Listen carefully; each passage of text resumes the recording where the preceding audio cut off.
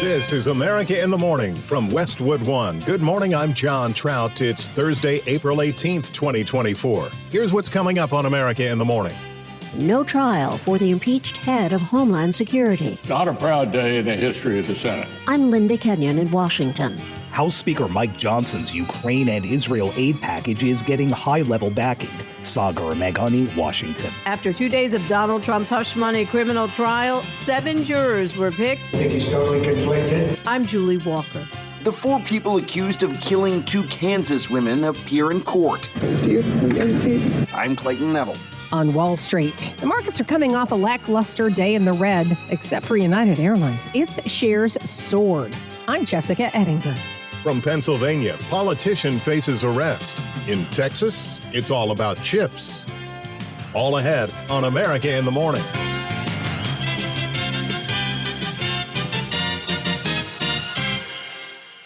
The impeachment of Homeland Security Secretary Alejandro Mayorkas over the migrant crisis at the southern border was stopped abruptly, even before a Senate trial could begin. Correspondent Linda Kenyon has the latest from Washington.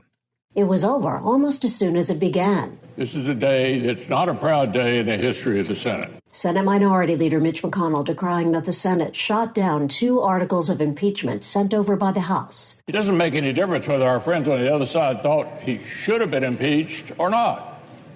He was. And by doing what we just did, we have in effect ignored the directions of the House, which were to have a trial. In fact, even before the trial started, Senate Majority Leader Chuck Schumer said the charges had no merit. For the sake of the Senate's integrity and to protect impeachment for those rare cases we truly need it, senators should dismiss today's charges. And he added the charges did not rise to the most basic standard required for conviction and removal from office. Senators will provide as jurors in the least legitimate, least substantive, and most politicized impeachment trial ever in the history of the United States. Texas Republican Ted Cruz begged to differ. The majority leader has argued that Secretary Mayorkas' defiance of federal immigration law and active aiding and abetting of the worst criminal invasion in our nation's history does not constitute a high crime or misdemeanor. House Speaker Mike Johnson, who presided over the House's impeachment of Mayorkas, spoke to reporters. In my view, I believe, my evaluation is he's probably the least effective and I think most dangerous in terms of his policy implementations of any cabinet secretary in the history of the United States.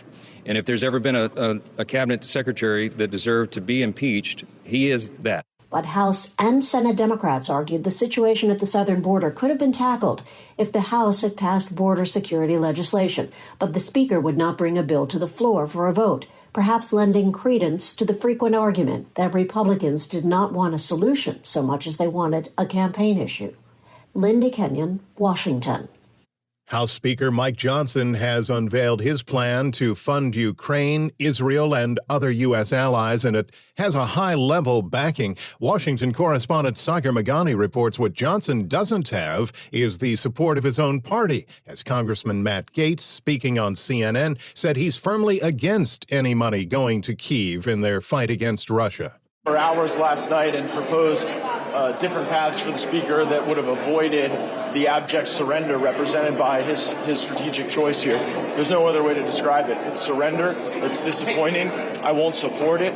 House Speaker Mike Johnson's Ukraine and Israel aid package is getting high-level backing. The House's hard-right flank is not on board, but President Biden is, saying he strongly supports Johnson's plan to push for votes on 3 packages for Ukraine, Israel, and Indo-Pacific allies, plus a 4th bill with other foreign policy items. Populist conservatives are furious over the idea of funding Ukraine at all, and Johnson risks losing his job. My philosophy is you do the right thing and you let the chips fall where they may. If I operated out of fear over a motion to vacate, I would never be able to do my job. Look, history judges us for what we do. This is a critical time right now. What we've done here in the House is we've taken the House supplemental or the Senate supplemental, and we've made it into our own. It's an improvement in the process and improvement in the policy. But lawmakers also heard from the Pentagon's top leaders about the need for immediate aid to Kyiv. Ukraine right now is facing some dire battlefield conditions.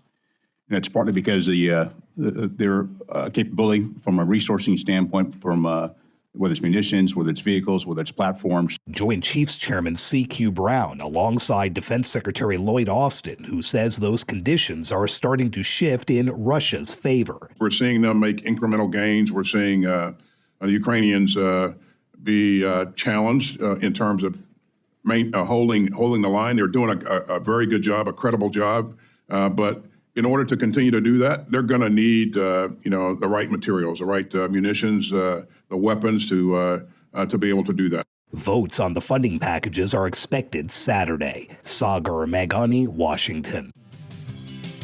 When we return on America in the Morning, update to a couple stories we're following. Trump trial and murder in Oklahoma. Suspects day in court. We're back after these messages.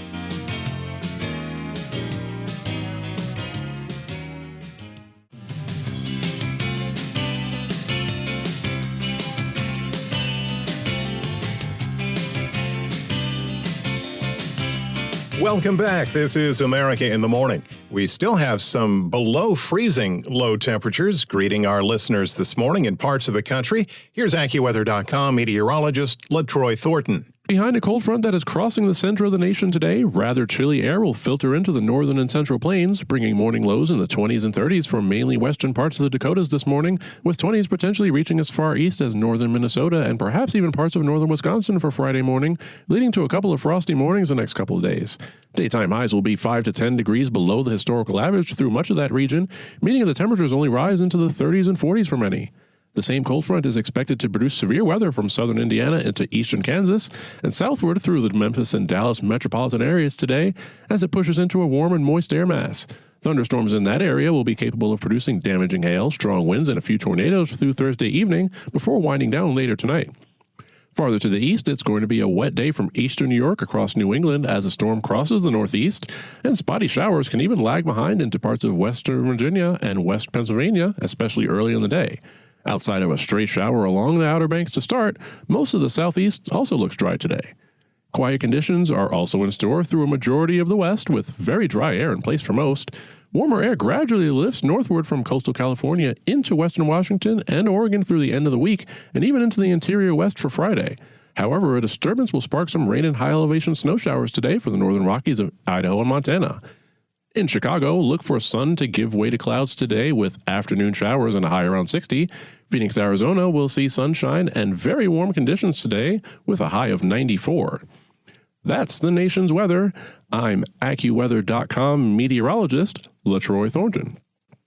Follow us wherever you get your podcasts, Apple, Spotify, Amazon, YouTube. Just search America in the Morning in your favorite listening app. I'm John Trout. In New York City, jury selection continues in the so-called hush money trial for former President Donald Trump. Correspondent Julie Walker reports the first 7 jurors have been chosen. After 2 days of Donald Trump's hush money criminal trial, 7 jurors were picked. 5 more are still needed, plus 6 alternates. At the end of court Tuesday, Trump accused the judge of rushing the trial. We are going to continue our fight against this judge. We think he's totally conflicted. The jurors chosen are an information tech worker, an English teacher, an oncology nurse, a sales professional, a software engineer, and 2 lawyers. Opening statements begin as early as next week. Trump denies charges of falsifying business records to keep stories about his sex life secret. At court in Manhattan, I'm Julie Walker. The 4 people accused of killing 2 Kansas women appeared in court for the first time in Oklahoma. Correspondent Clayton Neville reports the accused face charges including first-degree murder. The court hearing in Texas County, Oklahoma was emotional at times. In fact, the father of one of the victims had to be held back as he yelled obscenities about the suspects. Tension inside the courthouse and outside as local officers were more visible than during a typical midweek hearing. So we're going to take those extra precautions. 27-year-old Veronica Butler and 39-year-old Jillian Kelly went missing late last month while traveling from Kansas to Texas County. They were on their way to pick up Butler's kids during court-ordered visitation and then go to a birthday party. Family members called police after finding the car the women were riding in abandoned. A search began and eventually 4 people were arrested. KOCO-TV spoke with friends and family of the women. Our family lost a beautiful, beautiful young lady. Cole Twombly, Cora Twombly, Tiffany Adams, and Tad Cullum now charged with 2 counts of first-degree murder, 2 counts of kidnapping, and 1 count of first-degree conspiracy to commit murder. They were all in court yesterday. I'm Clayton Neville. Boeing whistleblower testifies, mortgage rates nearing 20-year high. We'll have those stories when America in the Morning continues after these messages.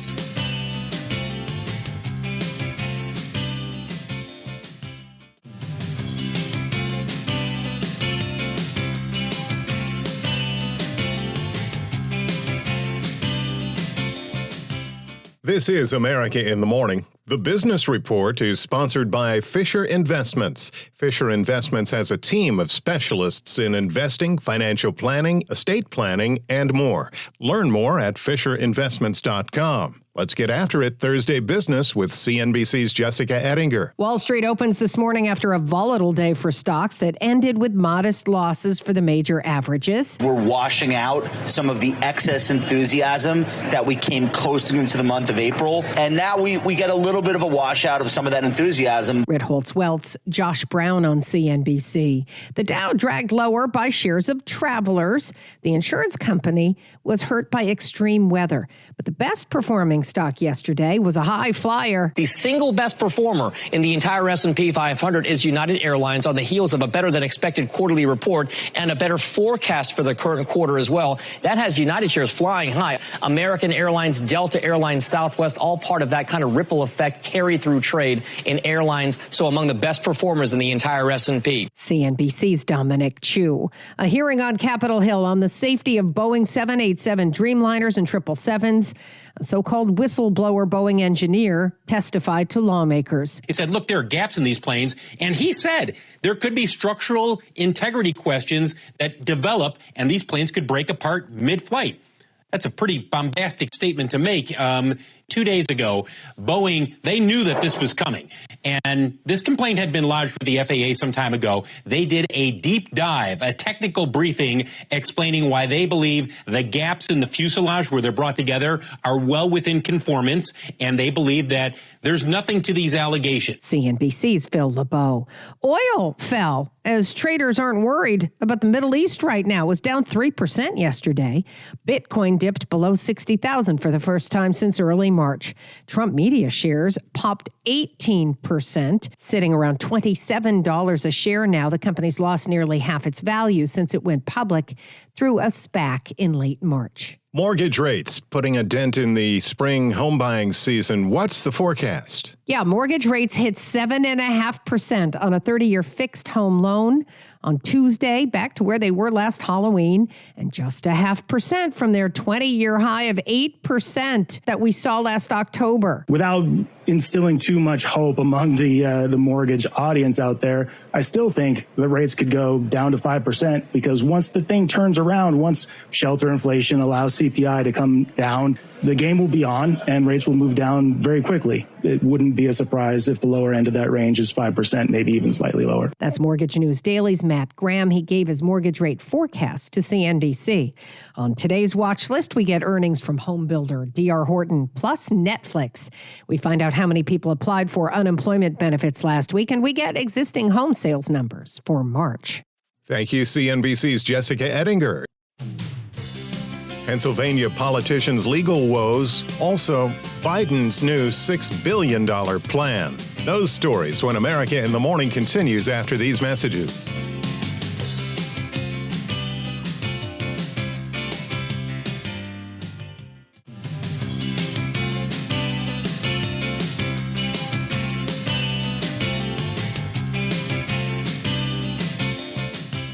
Now 26 after the hour.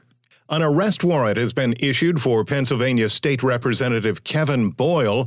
According to the Philadelphia Police Department, the warrant for the Keystone State Democrat is for violating a restraining order.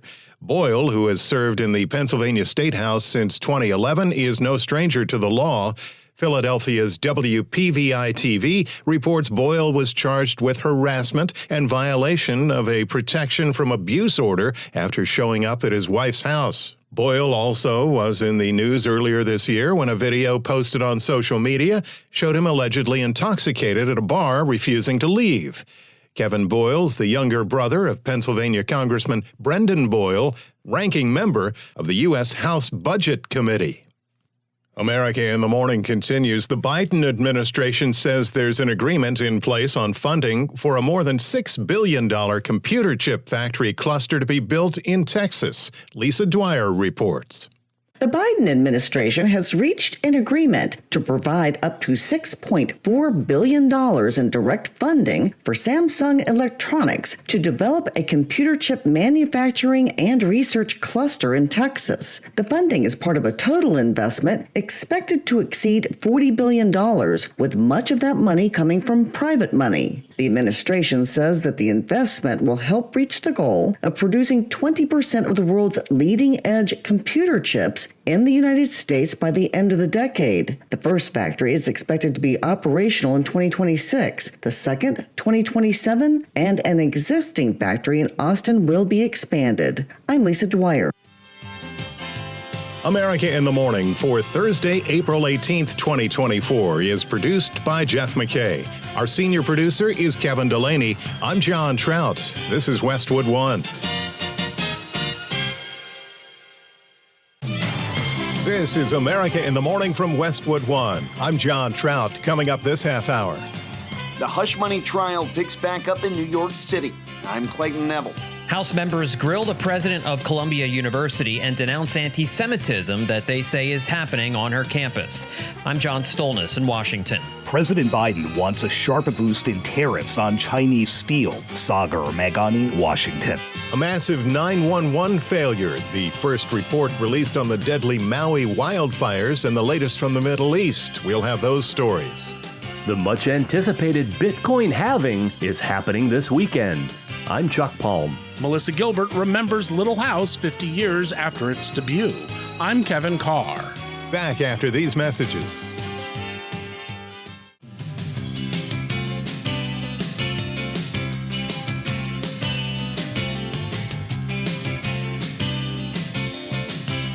Welcome back. This is America in the Morning, Thursday, April 18th. Here's the National Weather Forecast with AccuWeather.com meteorologist LaTroy Thornton. Today, thunderstorms are expected to develop in the nation's center, with cities from Austin, Texas to Little Rock and St. Louis and eastward to Indianapolis, all facing the risk for storms that are capable of producing destructive hail, strong wind gusts, and even a few tornadoes through the evening hours along an advancing cold front.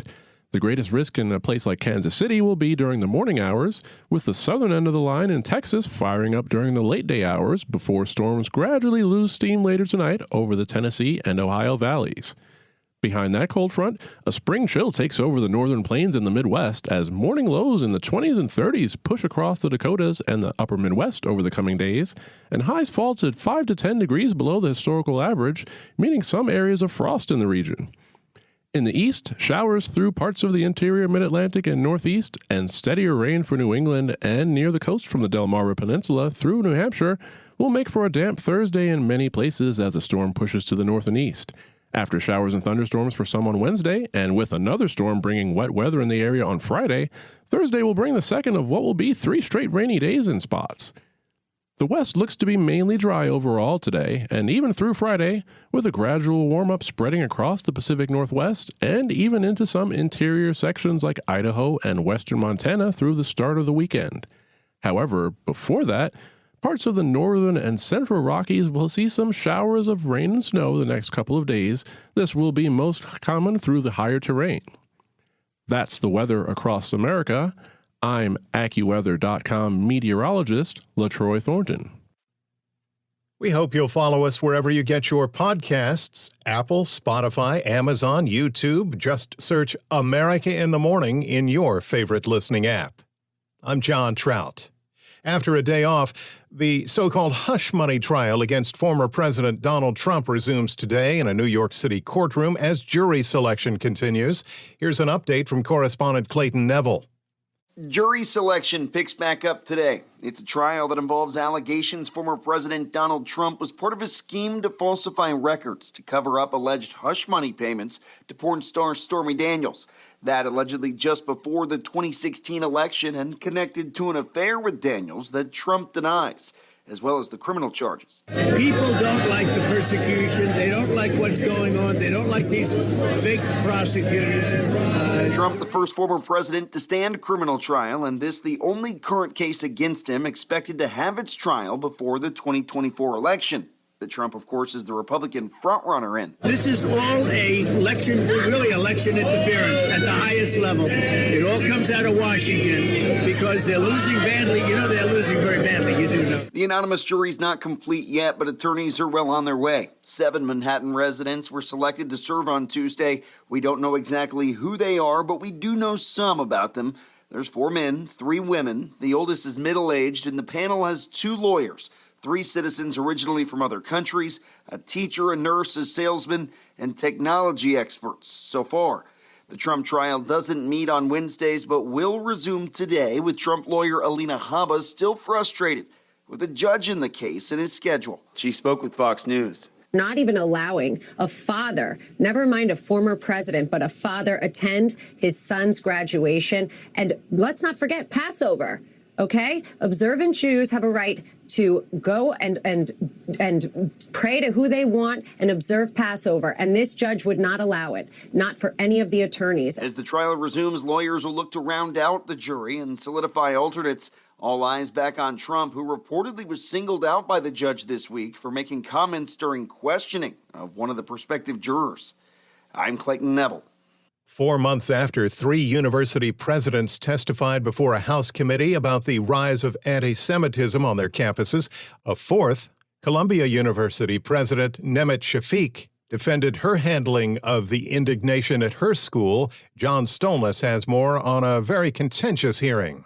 Trying to reconcile the free speech rights of those who wanted to protest and the rights of Jewish students to be in an environment free of discrimination and harassment has been the central challenge on our campus and numerous others across the country. In the wake of 2 Ivy League presidents' resignations after their disastrous testimony before House lawmakers back in December, Shafik admitted there has been a rise in anti-Semitic sentiment on her campus and told Congress she was committed to combating it. I have spent most of my time since becoming president on these issues, holding over 200 meetings with groups of students, faculty, alumni, donors, parents, some of whom are here, and 20 meetings with other university presidents to learn from each other. Shafik came under withering questioning from Republican Elise Stefanik, who asked about a professor named Mohammed Abdu, who she says was hired after the October 7th Hamas attacks and a few days after he posted that he was on the side of Hamas, Hezbollah, and Islamic Jihad. What are the consequences in this case? I have 5 cases at the moment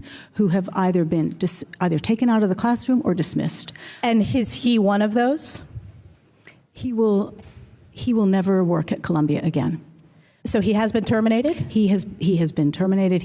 And not just terminated, but his files will show that he will never work at Columbia again. Democratic Congresswoman Ilhan Omar asked Shafik about some of the protests on campus. Have you seen a protest saying we are against Jewish people?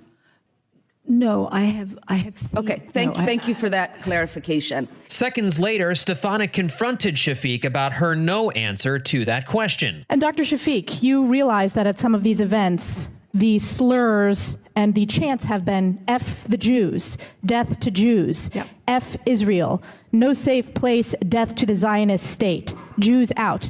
You don't think those are anti-Jewish? Completely anti-Jewish, completely unacceptable. So you changed your testimony on that issue as well? Some Jewish students have come forward claiming anti-Semitism has gone unchecked at Columbia University.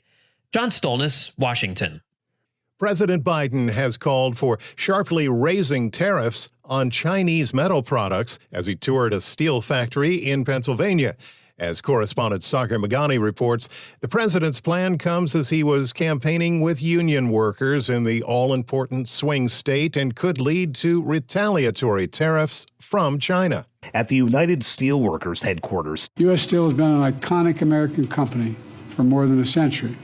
and it should remain totally American. The president will call for tripling levies on Chinese steel and aluminum. American owned, American operated by American union steelworkers, the best in the world. And that's going to happen, I promise you. China's steel companies don't need to worry about making a profit because the Chinese government has subsidized them so heavily.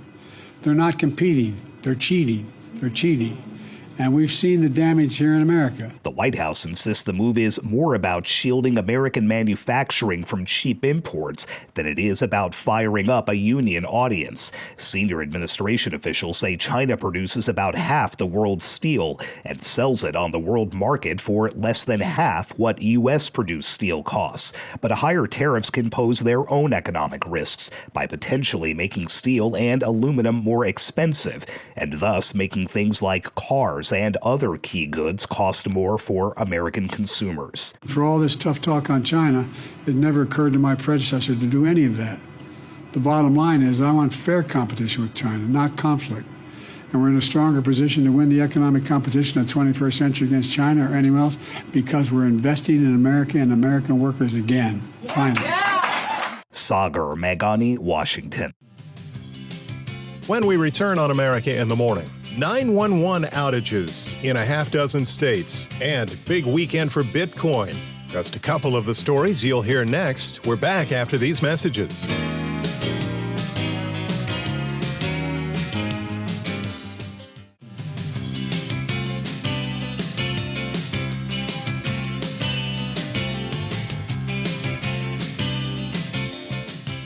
I'm John Trout. Welcome back. You're with America in the Morning. Authorities are trying to figure out what led to a series of statewide 911 outages Wednesday night. There were reports that the entire 911 emergency call system in South Dakota failed, and other disruptions were reported in Nebraska, Texas, Iowa, Florida, Wisconsin, and Kentucky.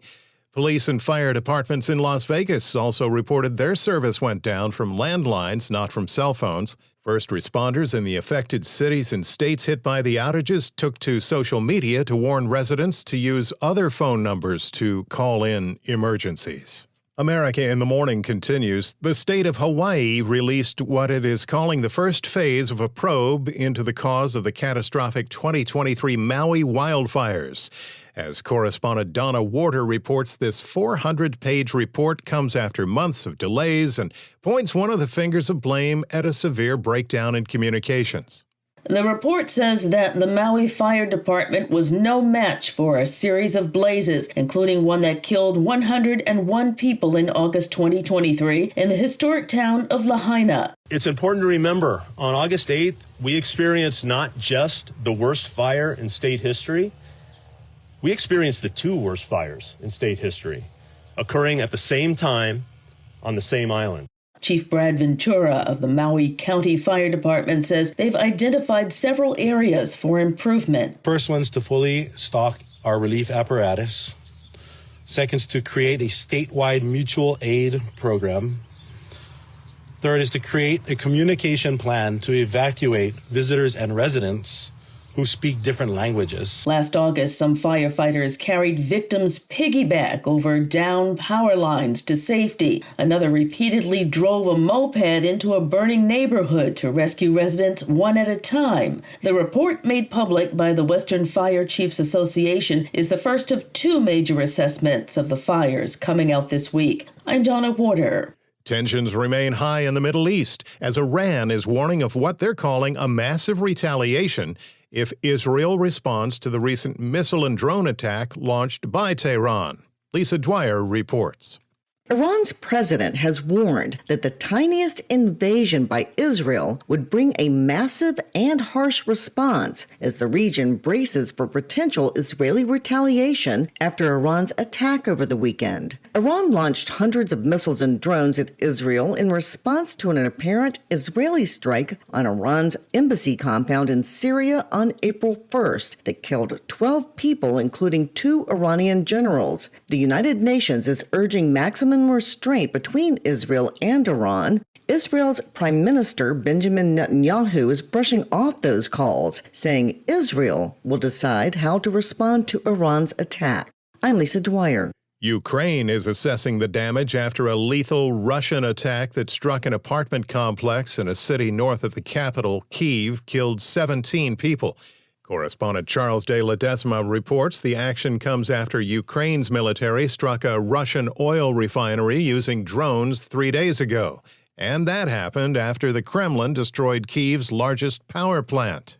Local Ukraine officials say 3 Russian missiles have slammed into a downtown area of the northern city of Chernihiv, hitting an 8-floor apartment building and killing at least 8 people. The city's acting mayor says many more were injured in the Wednesday morning attack. The city lies some 90 miles north of the capital Kyiv, near the border with Russia and Belarus, and has a population of around 250,000. The latest Russian bombardment comes as the war stretches into its 3rd year and approaches what could be a critical juncture as a lack of further military support from Ukraine's Western partners increasingly leaves it at the mercy of the bigger Kremlin forces.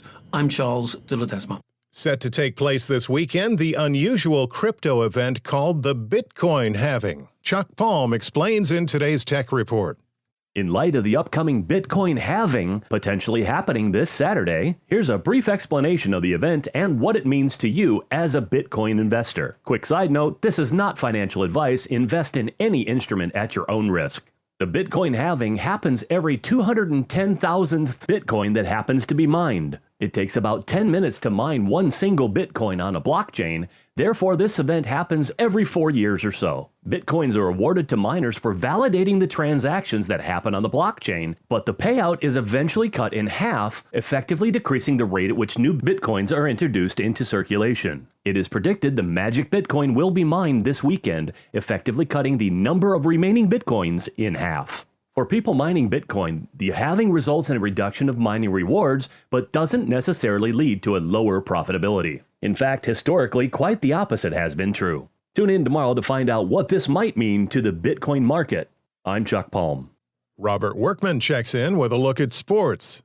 Prior to this NHL season, only 3 players had ever recorded 100 assists. Bobby Orr, Mario Lemieux, and Wayne Gretzky, who did it 11 times. 2 more players have been added to that list this week. Connor McDavid with Edmonton on Monday, and last night Nikita Kucherov hit the century mark in the Lightning 6-4 win over the Maple Leafs. Kucherov also got his 44th goal and should win the scoring title. While Toronto's Austin Matthews was denied on 12 shots, he finishes with 69 goals, the most by any player since 1996. The regular season wraps up tonight. The Stanley Cup playoffs begin on Saturday. NBA, the East play-in round, the Sixers beat the Heat 105-104 to win the 7-8 game. They'll take on the Knicks in the first round starting Saturday. In the 9-10 matchup, the Bulls rolled over the Hawks. Kobe White a career-high 42 points. Tomorrow, 2 elimination games, the Bulls and the Heat for the 8th seed in the East, then the Kings and the Pelicans out west. Baseball, Tanner Houck tossed a 3-hitter, and the Red Sox beat the Guardians 2-0. You probably get 1, maybe 2 of these a season if you're lucky, to where you just go out there and you feel like you can do no wrong. That was Boston's first complete game shutout at Fenway in 7 years. Shutouts for the Nationals and the Brewers. Mariners ripped the Reds 5-1. Bryce Miller and the Killers allowed just 1 hit. It was an Ellie De La Cruz home run. Kyle Schwarber went deep twice for the Phillies in their win over the Rockies.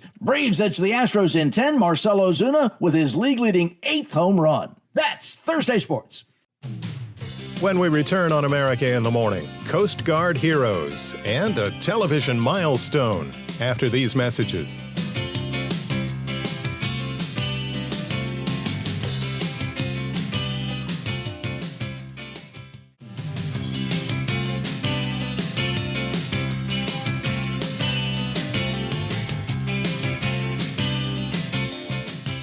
We're back now on America in the Morning. A professional basketball player for the Toronto Raptors has been barred from playing in the NBA as a result of a sports betting scandal.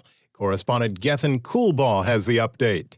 Jonte Porter has been banned for life from the NBA after a league probe found he disclosed confidential information to sports bettors and bet on games. The league said Porter gave a bettor information about his own health status prior to Toronto's game on March 20th.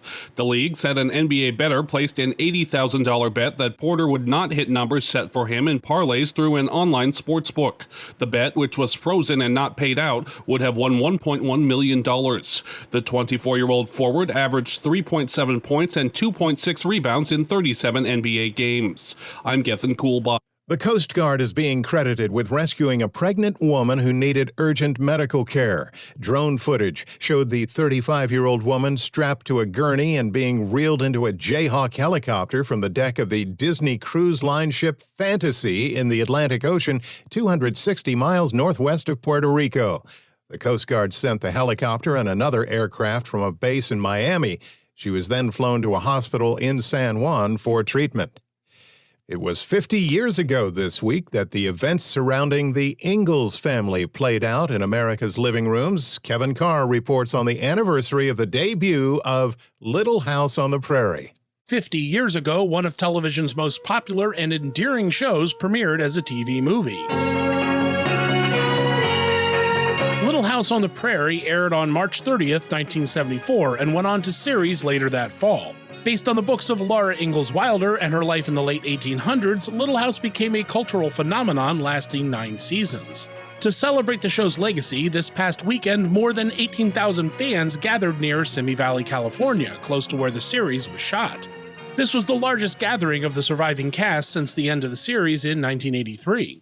Melissa Gilbert, who played Laura, attended the event. On Wednesday, she was a guest on USA Today's podcast The Excerpt to talk about her experiences. The thing that moves me the most is when people tell me the stories of how Little House on the Prairie impacted their lives, what their childhoods were like, and why it was so important to them. Gilbert also talked about how the show managed to have fans of all different political stripes, even when it tackled issues of the day, and why that trend continues now. The conservative movement in this country considers Little House on the Prairie their show, and the liberal movement considers it their show because we were telling the stories of the 1970s. Little House on the Prairie went into syndication before the series ended, which means it has been continually available to viewers since its debut in 1974. It is currently available to stream on Amazon Prime, Freevee, Pluto TV, and Peacock. I'm Kevin Carr. Michael Landon, great actor. Little Joe Cartwright on Bonanza. Jonathan Smith in Highway to Heaven. America in the Morning for Thursday, April 18th, 2024 is produced by Jeff McKay. Production assistants, Christian Matos. Our senior producer, Kevin Delaney. I'm John Trout. This is Westwood One.